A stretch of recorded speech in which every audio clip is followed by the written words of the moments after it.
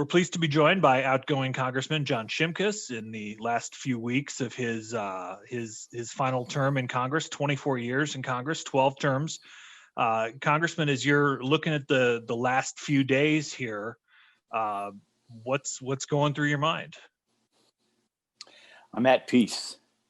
It's time for me to exit at least this portion of my public life, and I'm not sure the next steps. But it's a great transition. Illinois is in an early filing state. I had to make the decision, almost a year and a half ago, that so people had time to circulate petitions and stuff. So it's really given me a good slow ramp down that's allowed me to get things in order. I really feel for those folks who lose races, and they basically just get kicked out, right? Get out of your office, get your stuff going. We got a new Congress coming in.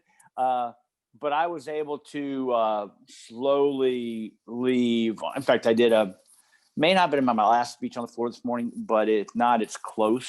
I've been going through thank yous. Obviously first started with my wife, my mom and dad, my kids. But today I thanked, partisans and campaign workers and volunteers who, without them, none of us politicians would be successful. So I've been able to do that, and that's very satisfying. I've always said that Congress is the worst job in America. It's a 2-year term, and you're raising money all the time, and you're on a plane back and forth, and all you do is make people unhappy. Generally, or at least the people you hear from are unhappy. What's the motivation, especially 20 plus years in, to keep doing it? Yeah, I think it's a great job. I think it's probably one of the best jobs in America.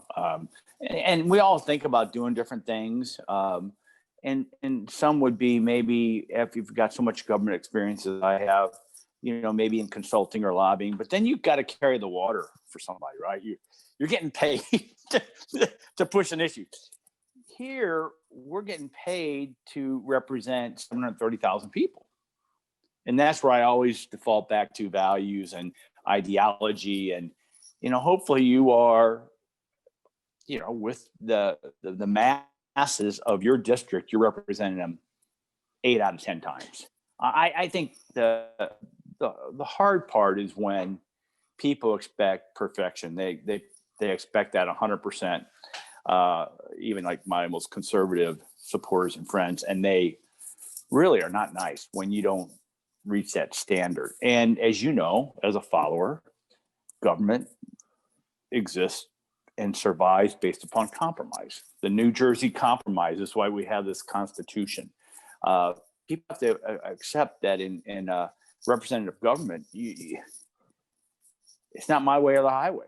I think the Democrats on the left are seeing that now with the progressive left. In fact, President Obama called them out yesterday. So, for the defund movement, and they snapped back at him. So I think that's the hard part. I know you're going to ask about that part of our job, and that's the harder part is not being angered by your enemies.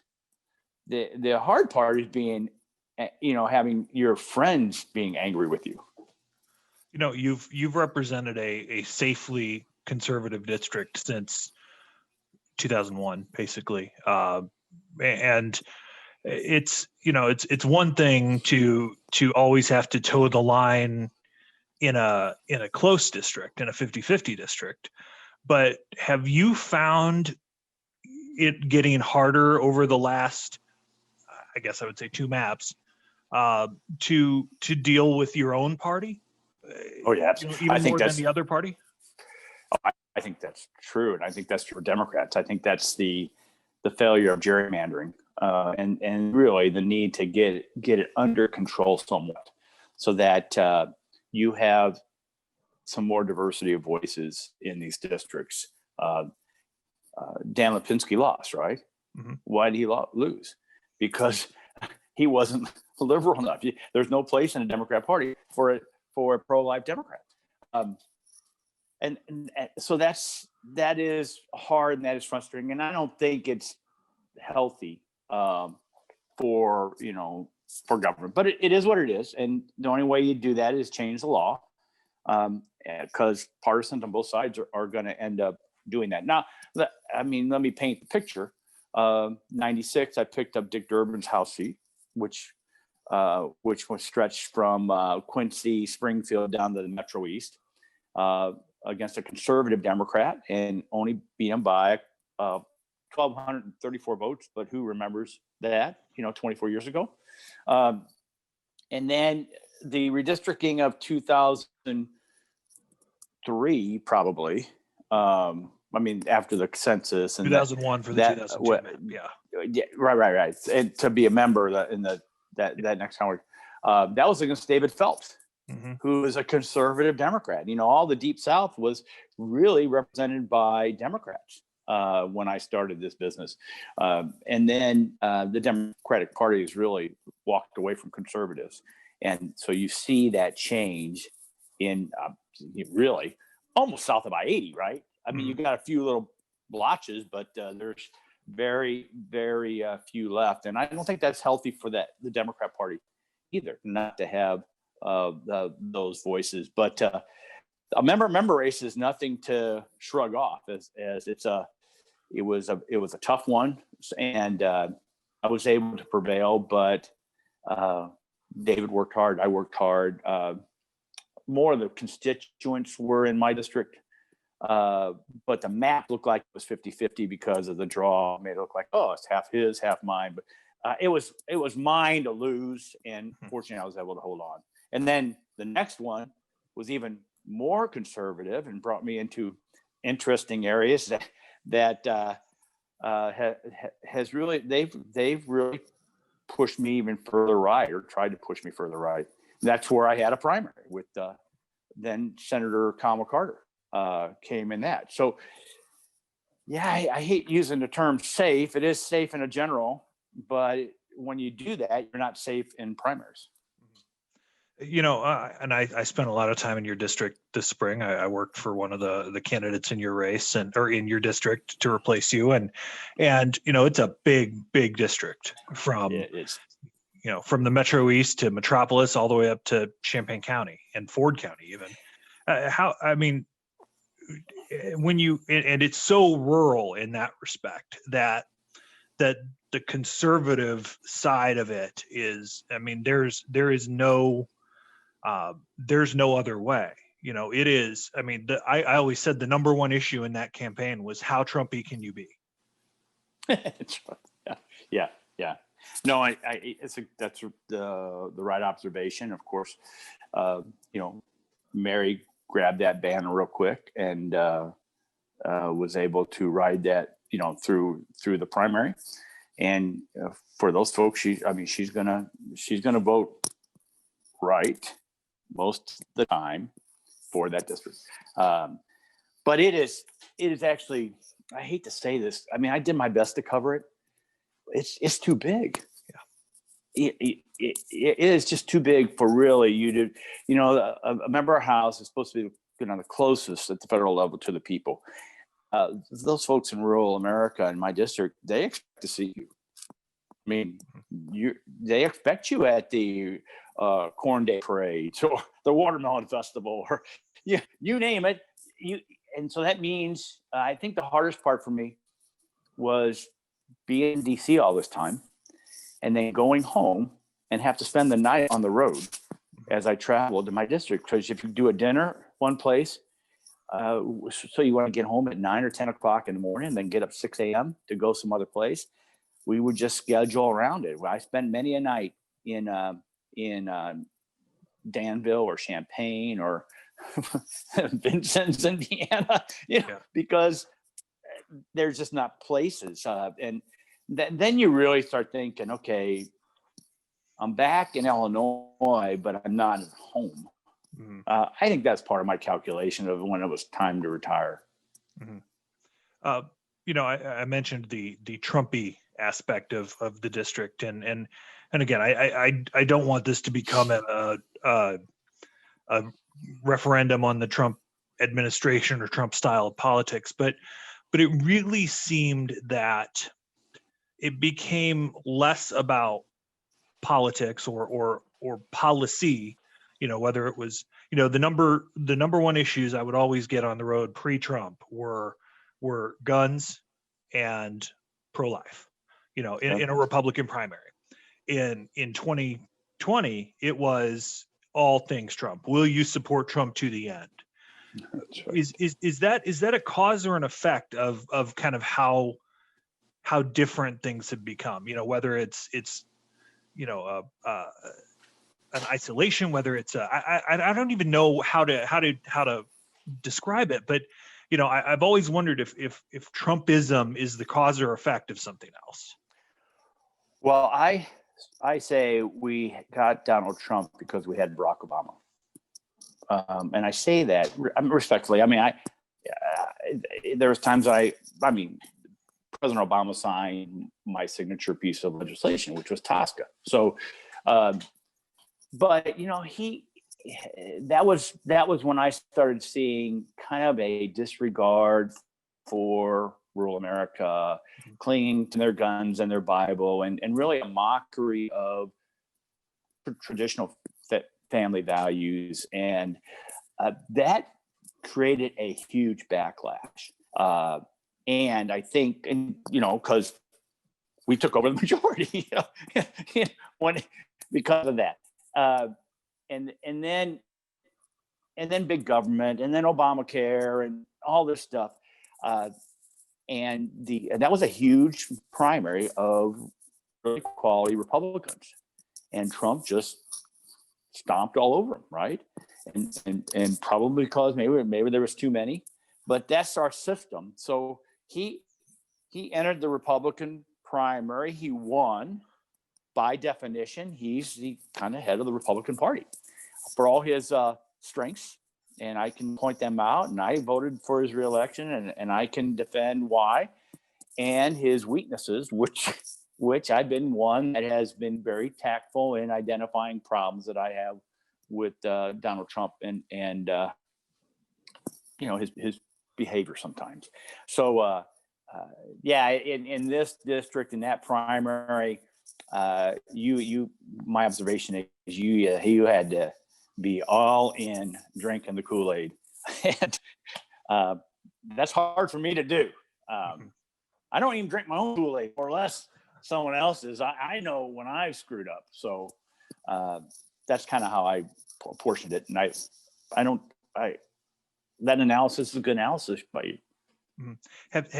How much more difficult did it become since 2016 for a member of Congress who, maybe this is being a little mean, but who has a soul, to kind of have to tiptoe, around what's right? I give Adam Kinzinger a lot of credit, who has continually stood up for what's right and has been attacked for it by the president himself. You obviously had some pushback, I think is a nice way to put it, from the White House. And did you feel like you were walking on eggshells?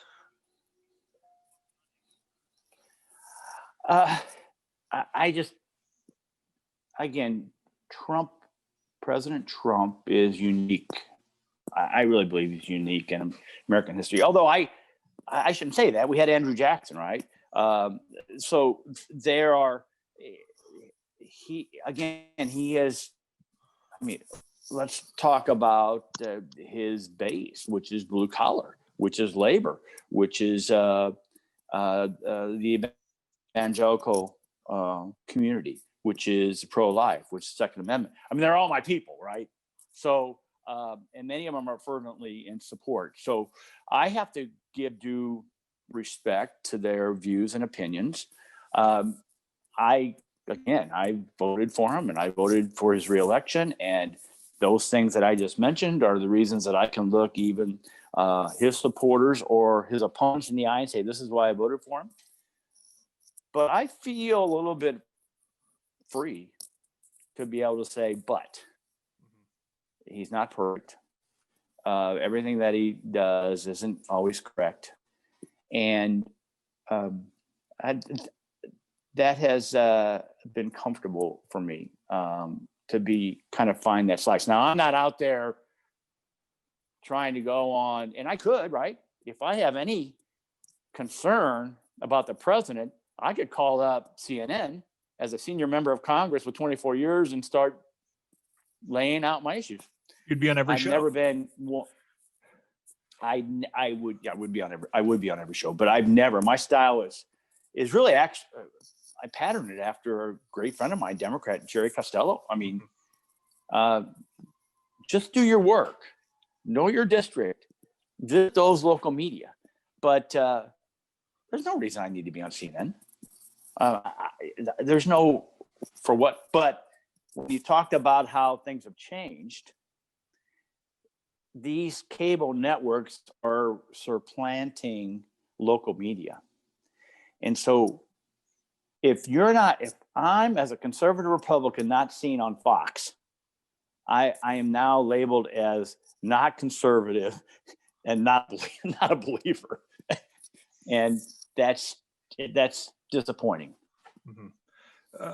And I'll circle back to moving forward here when we're about out of time, but you had a few criticisms from the public over the years. There was the pledge to only serve a certain number of terms.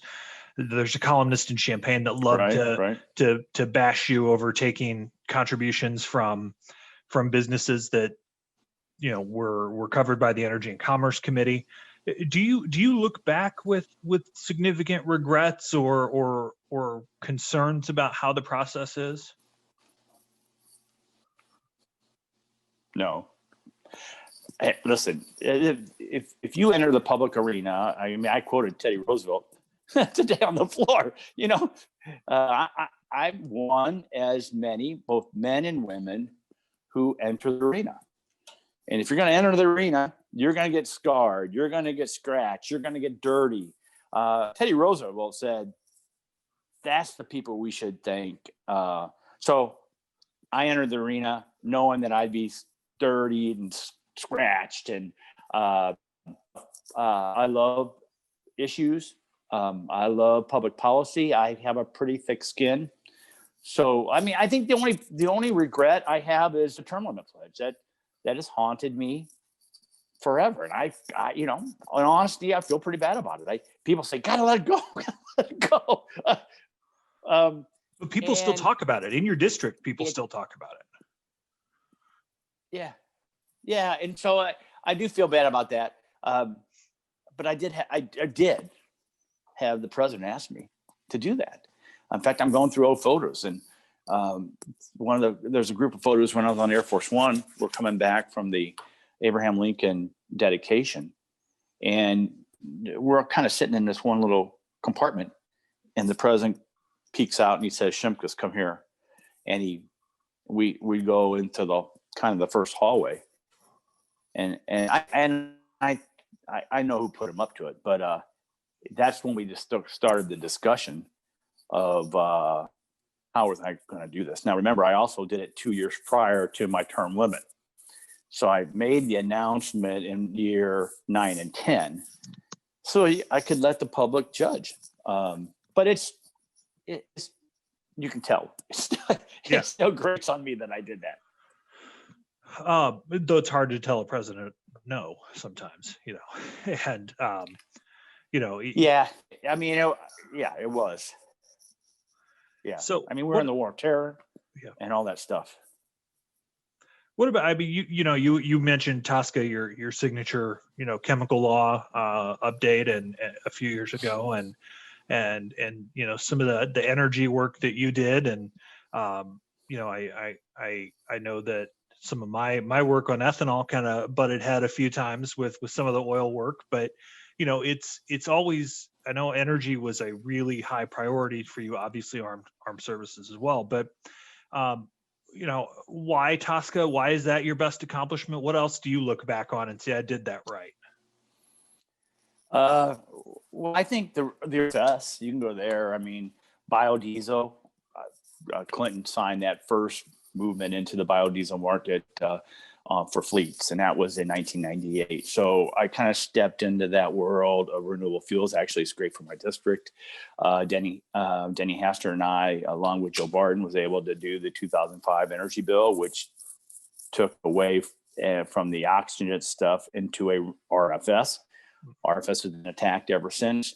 And then I tried to move to an octane standard. I mean, Renewable Fuel Association just came out yesterday pushing the new administration for an octane standard, which is what we talked about, which is what I tried to broker it in the last Congress when we were in the majority. 911 legislation, emergency, auxiliary emergency defibrillators. They were in schools. I kind of remember this stuff now because I'm going through old stuff. I'm really proud of some of my international stuff with the Baltics and NATO and enlargement. I just got a wonderful resolution passed by the Parliament of Lithuania, thanking me for my years of service and congratulating me on my retirement. I mean, how many members of Congress get thanked by a foreign Parliament officially? And it was a unanimous vote, so that was even better. And if you follow European parliamentary systems, there's a lot of little groups in there that could be averse. So it has just been a tremendous run. TSCA, because that's my subcommittee, so I became a subject matter expert on environment. I mean, I'm sure people are shaking their heads, but we had revised this law, the toxic chemical bill, since it was first written in 1976. The environmental community hated it. The business community hated it. So we had to try to thread the needle to find a compromise. And for the most part, I think it's better than it was. The environmentalists may hate you, the businesses may hate you, but at least you're still big in Lithuania, right? I'm huge in Lithuania. Are you going to miss it?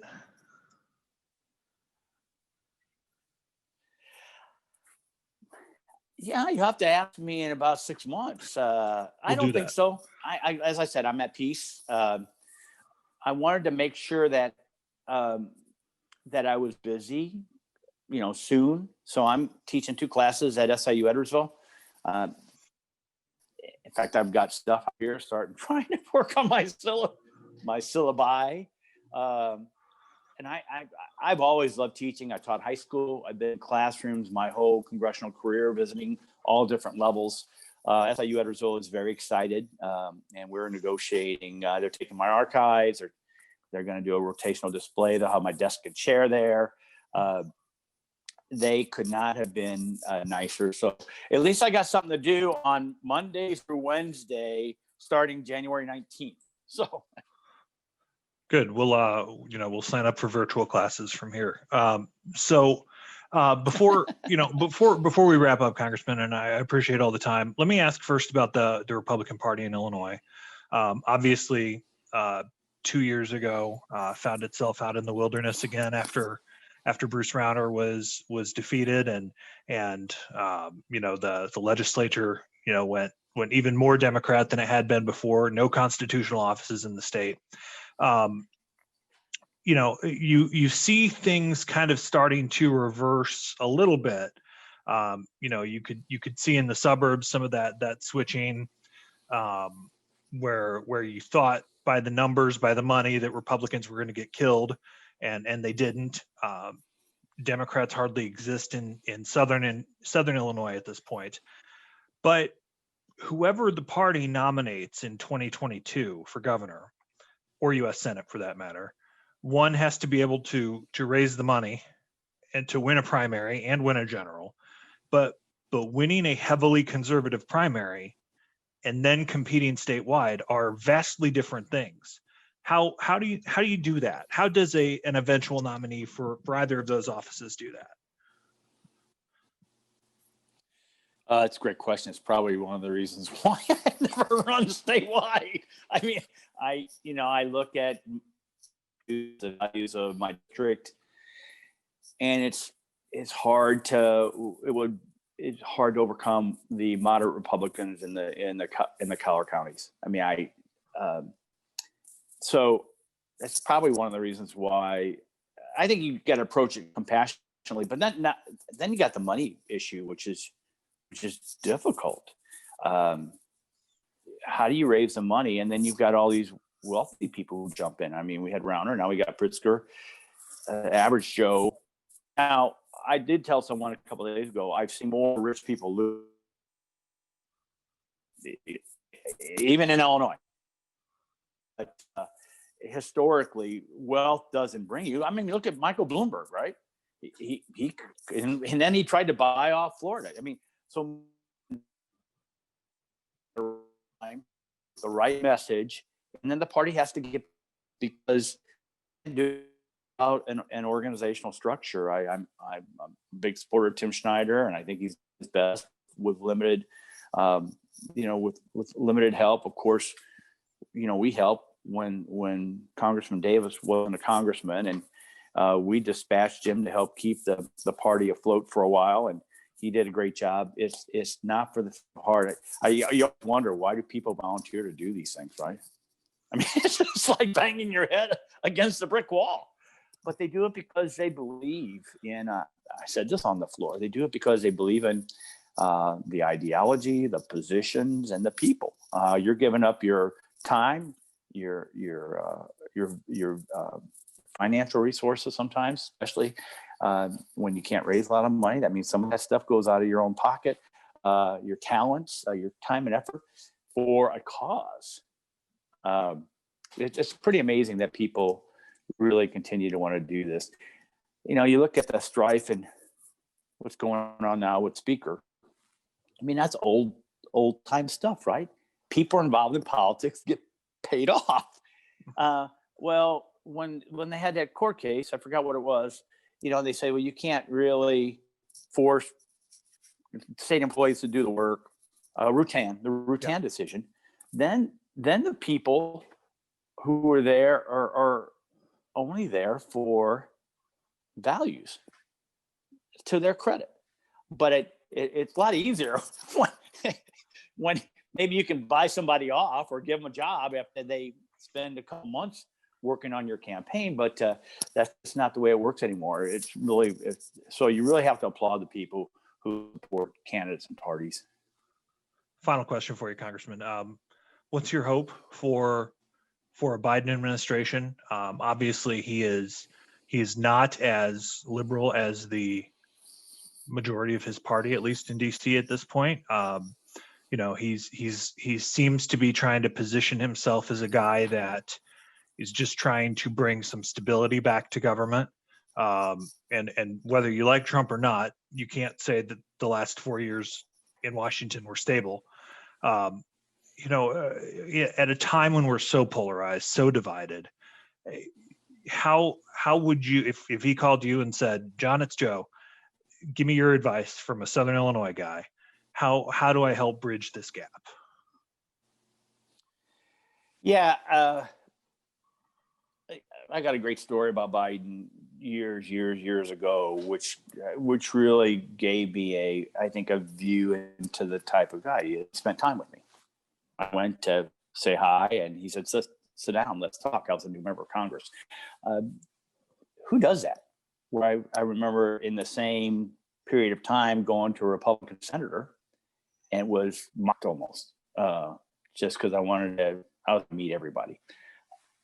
Which told me, and this guy's been around government, so he knows people, he knows agencies. Hopefully he will, steer a steady ship. I think a lot will depend upon Georgia. And, my hope is that Mitch McConnell stays the majority leader. But the real issue here is the loss of Democrat congressional seats and the gain, when all expectation was that we'd be lucky if we picked up 5. There were people thinking they were going to lose 15. So now the closeness of the House is a real parlor game going on out here. Now maybe it'll switch come January. You get closer to you get close to that special election, but it's the Democrats here are shell shocked. So how did that happen? I think the Democrat, and this is kind of going into your question, because the Democrats are afraid of the socialists, the progressives, and the defund and the defund the police movement. That and we're the law and order. We're the law and order party. So I think there's some hope and expectation. Can you win statewide in Illinois being a Republican? It's just got to be that right person, and then people got to get behind them. We need to be a little more competitive, and maybe Michael Madigan's helping us. He's helping. I'm surprised there's still some people who are just non-committal, who probably should commit pretty soon, because it doesn't look promising for him, and they need to break away. And if they don't, it's just, you're not a campaign observer. You don't think that you're not going to mention who saw him go down without saying I'm against him. Totally. Not good. The mail pieces write themselves. All right, great. Congressman, thanks so much for the time. I truly appreciate it. Best to you, best to Karen in retirement, and to your whole family. And, whether people agreed with you, disagreed with you, it is a job of service. And we do thank you for your service over the last 24 years. Yeah, crazy. But it was fun. And again, I'm at peace. So people should be, don't worry about me. My wife is also very happy.